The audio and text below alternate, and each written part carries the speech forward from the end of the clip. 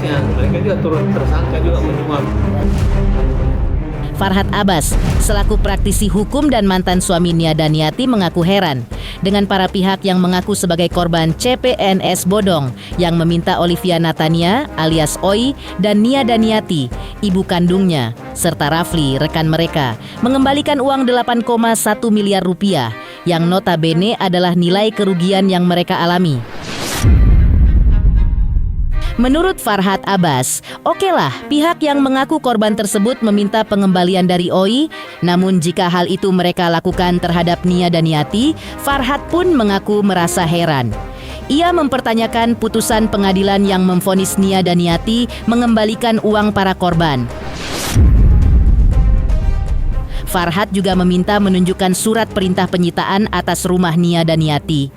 Farhad juga merasa heran, kok pihak yang mengaku sebagai korban ini yang menurutnya adalah pihak yang juga diduga melakukan kejahatan karena menyogok agar bisa jadi ASN Justeru dilindungi dan tidak dipidana seperti Oi. Lantas, seperti apa hasil sidang dengan agenda Aan Maning siang tadi di Pengadilan Negeri Jakarta Selatan? Seperti apa pula tanggapan dari para pihak yang mengaku sebagai korban dalam kasus ini? Pemirsa, bersama Intens Investigasi, kami hadirkan kabar terkini, terpercaya, dan teraktual. Tetapi sebelumnya, jangan lupa untuk like, subscribe, dan juga share channel YouTube ini.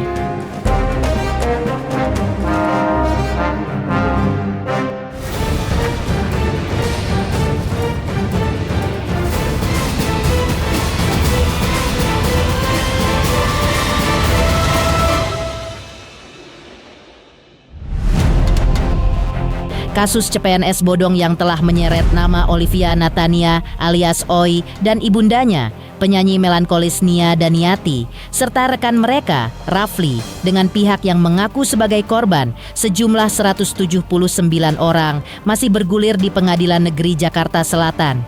Para korban tetap memperjuangkan keadilan bagi mereka melalui meja pengadilan. Kasus ini kini memasuki babak baru pasca Olivia alias Oi menjalani hukuman penjara karena terbukti melakukan perbuatan melawan hukum.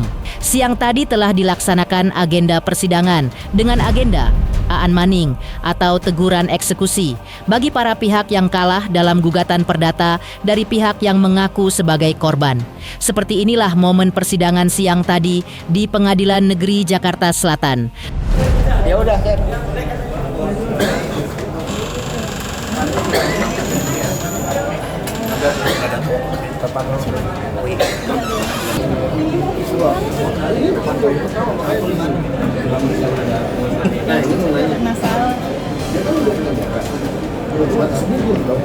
Dok.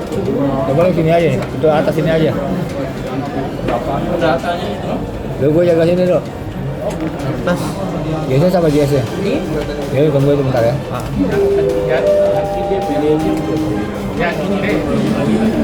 Kenapa sih kok rame-rame?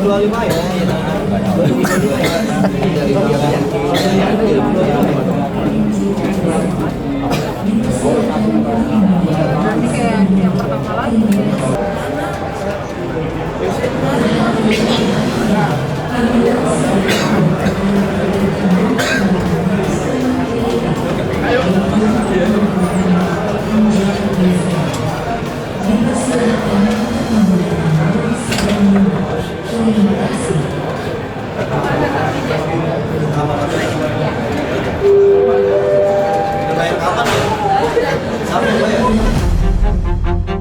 Usai sidang digelar, para pihak yang mengaku sebagai korban mewakili 179 orang lainnya menanggapi terkait persidangan siang tadi. Benarkah proses dan hasilnya sudah sesuai dengan harapan mereka? Tadi panggilannya masih dianggap belum sah. Kenapa? Karena satu alamat yaitu Olivia itu yang beralamat di Jalan Manggis, Kalibata Indah itu nggak nyampe suratnya. Sehingga tadi Pak Ketua minta maaf minta maaf sama kami dan akan menugaskan langsung oleh pengadilan yang nanti membawa surat itu ke rumahnya Ibu Nia Daniati yang beralamat di Kalibata Indah itu. Nah, sehingga akan diulang lagi panggilannya 1 minggu depan. Jadi kalau biasanya 2 minggu, oleh Pak Ketua, saya nggak mau lagi tunda 2 minggu. Saya maunya cukup 1 minggu. Karena ini panggilannya udah yang ketiga. Yang kedua juga bahwa ini perkara yang kami nilai ini sangat rame, ya, sangat rame, dan Pak Ketua tahu ya bahwa jumlah korbannya itu banyak sekali. Jadi nggak pernah ada namanya pelakunya adalah pesohor atau artis, jumlah korbannya sebanyak itu. Dan kami pastikan setelah Rabu depan tanggal 11 mereka nggak datang, langsung ya surat yang kami tadi serahkan pada Ketua Pengadilan untuk disita itu akan kami jalankan, begitu. Udah telepon juga nggak bisa. Apalagi kalau kita mau nemuin orang jurusita aja mau nganterin suratnya nggak ketemu ya nggak bisa sekarang orang media gitu. Jadi nggak pernah, memang dari awal ya kalau saya etika tidak baik gitu. Selalu menghindar. Dari awal sebelum kami laporkan ke pidana itu hampir 4 bulan kami mencoba mencari berkomunikasi secara kekeluargaan, tapi dari awal sudah tidak lagi. Sebelumnya, Farhat Abbas, selaku mantan suami Nia Daniati, sekaligus praktisi hukum menyebutkan bahwa kasus tersebut tidak melibatkan mantan istrinya, Nia Daniati. Farhat kemudian juga mempertanyakan maksud dari para pihak yang mengaku sebagai korban yang ingin menjadi aparatur sipil negara dengan cara menyogok. Menurut Farhat Abbas, yang dilakukan para korban untuk menjadi CPNS dengan cara menyogok juga disebut sebagai kejahatan. Farhat Abbas menyayangkan bahwa para pihak yang mengaku korban ini yang di matanya justru sama-sama ingin melakukan kejahatan kok seakan dilindungi negara. Karena menurut Farhat Abbas, niat mereka dengan uang tersebut adalah hendak melakukan kejahatan, tapi kok merasa ditipu. Ini keputusan OI itu tidak ada kaitannya dengan Nia Daniati, tidak ada putusan yang memerintahkan Nia Daniati untuk mengganti rugi. Memang ada perbuatan melawan hukum, tapi mungkin hakim waktu itu tidak mengetahui bahwa sudah ada vonis Mahkamah Agung bahwa OI harus menghukum OI harus mengganti rugi dan dihukum pidana kurang lebih hampir 3 tahun ya. Nah, jadi nggak ada kaitan di situ. Justru menurut saya aneh kok hakim mengabulkan. Ini kan orang ingin jadi pegawai negeri, ingin nyogok lah kira-kira. Syukurnya nggak ditangkap juga, nggak usah lagi membuat satu manuver yang kalian itu kan punya niat dengan uang itu sebenarnya sudah melakukan kejahatan, tapi merasa ditipu gitu. Kalau misalnya ditipu gini, misalnya pendaftaran pegawai negeri 100 juta, dia tertipu pendaftaran, tapi ingin menjadi pegawai negeri ASN dengan membayar sejumlah uang. Nah, ketika mereka kalah, mereka melaporkan gitu, minta kembali, sehingga muncullah nilai kurang lebih 8 miliar itu ya. Justru menurut saya ini sangat disayangkan sekali. Kenapa? Karena orang yang ingin melakukan kejahatan sama-sama buat jahat itu kok dilindungi gitu. Farhat Abbas juga mengaku heran dengan para pihak yang mengaku korban yang tidak ikut dipidana oleh pengadilan, seperti halnya nasib Olivia Natania alias Oi, anak tirinya.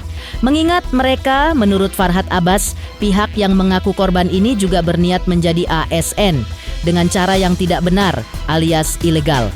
Farhat juga mempertanyakan kedua belah pihak yang menurutnya sama-sama berbuat kejahatan, tetapi justru yang mengaku para korban alias para penyuap ini justru yang dilindungi negara. Lalu terkait agenda Aan Maning yang akan berlanjut dengan penyitaan aset hari ini, Farhat Abbas menegaskan bahwa tidak ada putusan yang menerangkan Nia Daniati harus membayar kerugian para pihak yang mengaku korban.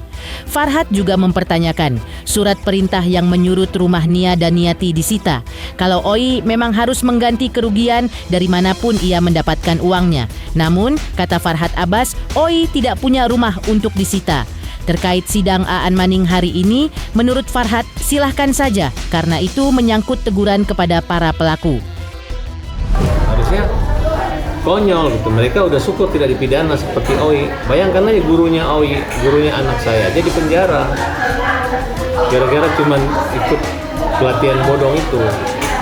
Tapi mereka adalah orang yang membayar, yang ingin jadi pegawai negeri dengan cara mudah, dengan cara berkompetisi, dengan cara yang tidak benar, tidak adil, tidak jujur. Harusnya mereka juga turut tersangka juga menyuap. 55 ya? Ya harusnya sama-sama. Termasuk si Tati yang gurunya itu yang mengumpulkan. Masa ada guru sebodoh itu mengumpulkan hingga ratusan orang untuk tertipu sama Oi, ya kan gitu. Dan Oi kan sudah menembus hidupnya dalam perjalanan penjara tahun 2021. Memang cepat keluar karena ada program COVID yang membuat para napi ditahan di luar karena untuk menghindari penyakit tersebut gitu. Makanya tidak terlalu lama di dalam. Jadi sekarang saya rasa itu mimpi kalau minta Nia Daniati mengganti. Karena Nia Daniati ini tidak bisa dilibatkan di sini karena itu bukan anak kecil. Nia Daniati juga nggak dipidana, nggak ada yang laporin pidana, nggak ada kaitan dengan Oi. Kok tiba-tiba dibesar-besarkan dengan badan ini? Buktikan aja kalau dia menggunakan. Ini kan sudah diproses hukum, bukan perdata, silakan. Kan kita kalau dalam perdata baca aja posita petitumnya kan. Itu penting perbuatan menghukum. Kemudian memerintahkan tergugat untuk kan tidak ada perintah buat turut tergugat. Ini kan hanya turut tergugat di situ. Dan tidak ada kaitannya. Mana putusan menerangkan bahwa rumahnya Nia Daniati harus dikembalikan? Mana surat perintah bahwa Nia Daniati harus mengganti semua kerugian yang dilakukan oleh Oi? Tidak ada. Kalau hukum seperti tolong pengacara silakan ngomong supaya jangan dibuat ke media atau untuk pemburukan karakter daripada Nia Daniati yang tidak bersalah kok dinyatakan bersalah. Ya silakan aja, itu anak maning kan diteguran gitu kan, silakan aja. Aku pengen lihat ada nggak putusan memerintahkan Nia Daniati itu harus mengganti uang kerugian yang diperoleh. Aku pengen tahu. Kalau ada kalian bawa sini, nanti kita bicara ya. Kalau nggak ada ya ngapain kita omongin. Kalau oh iya memang harus mengganti, ya uangnya dari mana ya untuk urusannya. Bagaimana mereka membuat satu konstruksi hukum bahwa harus Nia Daniati membayar? Saya bingung. Di sisi lain, korban CPNS ungkap fakta pilu yang mereka alami dan minta ganti rugi 8,1 miliar kepada Nia Daniati, Olivia Natania alias Oi, dan Rafli. Lantas, benarkah dari ratusan korban CPNS bodong ini sampai ada yang meninggal dunia akibat terjerat utang yang menggunung? Halo, saya Denny Darto yang mengucapkan selamat untuk Intens Investigasi yang road to 4 juta subscribers, luar biasa, dan ini semua berkat dukungan kalian yang terus menyaksikan dan setia untuk menonton Intens Investigasi dan tayangan saya di kanal ini. Terus saksikan Intens Investigasi di 5 juta, 6 juta, 7 juta subscriber dan seterusnya. Terima kasih, sampai jumpa.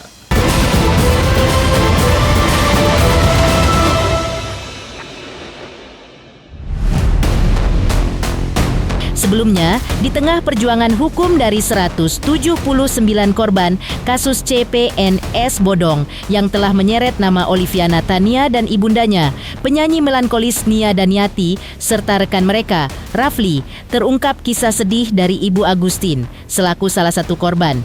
Menurut keterangannya, beberapa dari korban penipuan CPNS tersebut, yaitu ada 9 orang, bahkan sampai meninggal dunia. Termasuk di dalamnya adalah wali kelas SMA Oi dulu di Bilangan Jakarta Selatan. Dan memang yang pasti waktu 4 tahun ini bukan waktu yang singkat, waktu yang sangat lama gitu ya. Karena yang menjadi korban tuh orang-orang miskin yang uangnya pun waktu untuk mau jadi CPNS itu boleh minjam. Jumlah korbannya 179 orang. 9 orang meninggal ya. Ya. Iya. Nggak mau ketemu orang, nggak mau keluar rumah. Gitu, karena udah kepada tetangga, kepada teman-temannya mereka. Tetangga karena sempat pakai baju korpri sebagainya gitu, seolah-olah kita sudah udah selamatan juga. Seolah-olah kita udah dilantik. Gitu. Jadi stres. Ngelihat baju korpri udah dibakar-bakarin bajunya semua.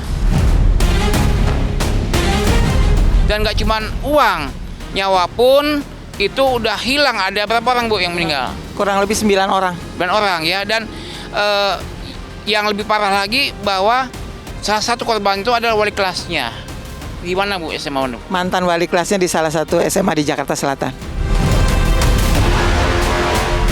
Bahkan itu saya sampaikan pada saat saya ketemu Oi di Polda pada saat itu, saya sampaikan, Oi, Ibu Abu minggu lalu baru pemakaman wali kelas kamu yang kamu tipu anaknya.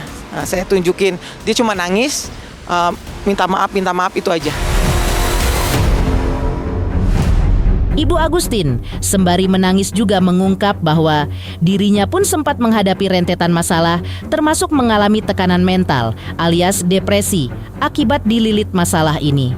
Sebab diakuinya keluarganya sendiri sampai kehilangan uang 1,1 miliar rupiah yang meliputi uang milik anaknya, keponakan, dan juga saudara sepupunya. Pihaknya pun berharap agar Oi dan Nia Daniati punya itikat baik untuk mengembalikan uang para korban senilai 8,1 miliar sesuai dengan putusan pengadilan.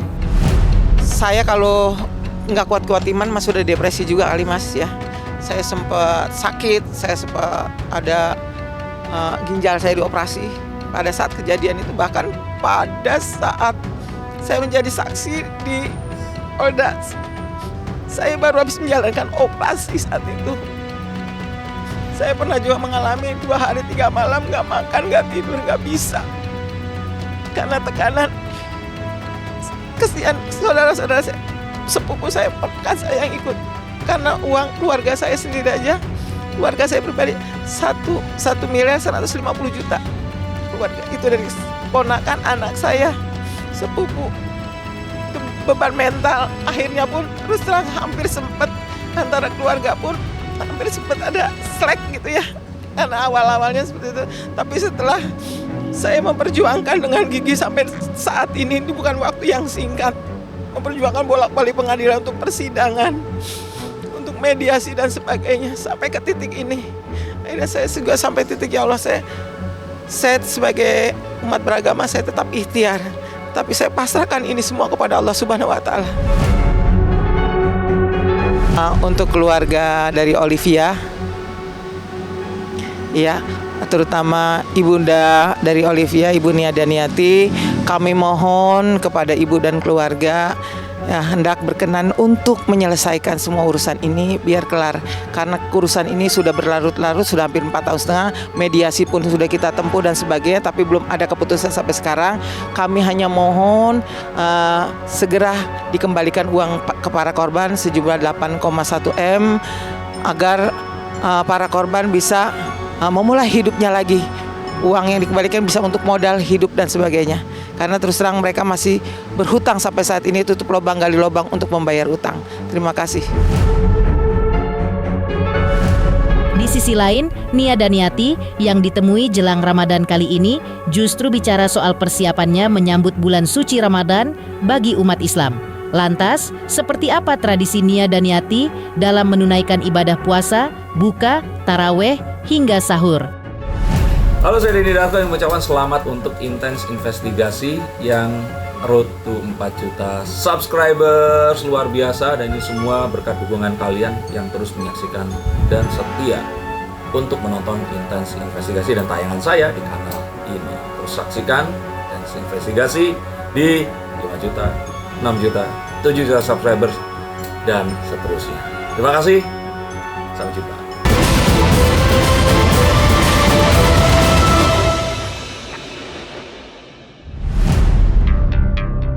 Sebelumnya, mantan istri Farhad Abbas, yaitu artis Nia Daniati, selaku ibunda Olivia Natania alias Oi, saat ditemui awak media belum lama ini, enggan memberikan komentarnya terkait kasus yang dituding juga melibatkan Oi, putrinya. Ketika itu, pelantun tembang legendaris Gelas-Gelas Kaca ini lebih memilih fokus menyiapkan dirinya dalam menyambut bulan suci Ramadan yang kini dijalani umat Islam. Di antaranya yang dilakukan Nia Daniati saat itu adalah fokus menjaga kesehatan dirinya agar bisa menunaikan ibadah puasa selama bulan suci Ramadan ini dalam kondisi fisik yang prima. Ia juga menjelaskan seperti apa dirinya menunaikan ibadah puasa tahun ini serta tradisi yang biasa ia lakukan setiap bulan puasa tiba. Tak hanya itu, Nia juga tak lupa berbagi soal menu buka puasa dan juga tradisi taraweh yang biasa ia jalani setiap tahun. Persiapan Ramadan sama aja seperti tahun-tahun sebelumnya ya, yang jelas menyiapkan kesehatan kita. Lain-lainnya sih sama aja. Menurut saya sih sama-sama aja ya, tinggal kitanya aja bagaimana ibadahnya kita, puasanya kita, khusyuknya kita juga. Tradisi selama Ramadan biasanya buka puasa bersama ya, yang lebih sering, kalau nggak tarawih bersama anak cucu gitu. Makanan khusus ada ya, biasanya kalau buka puasa, kalau nggak gorengan dulu, minum selain makan kurma, minum teh panas, pokoknya makanan pembuka dulu lah, kayak kolak-kolak, nasi salak dan lain-lainnya. Paling berkesan kebersamaan di meja makan ya, biasanya kan juga jarang ketemu, tapi kalau saat bulan Ramadan ini ya biasanya ngumpul dari mulai keponakan semua kakak-kakak lebih sering ngumpul di rumah.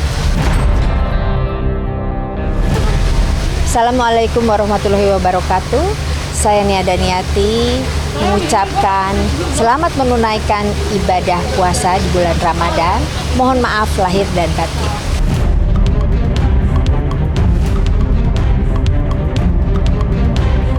Demikian pemirsa, kabar terkini, terpercaya, dan teraktual yang kami hadirkan hari ini. Pemirsa Intens Investigasi, jangan lupa saksikan terus Intens Investigasi. Dan pastikan jangan lupa untuk like, subscribe, share, dan juga komen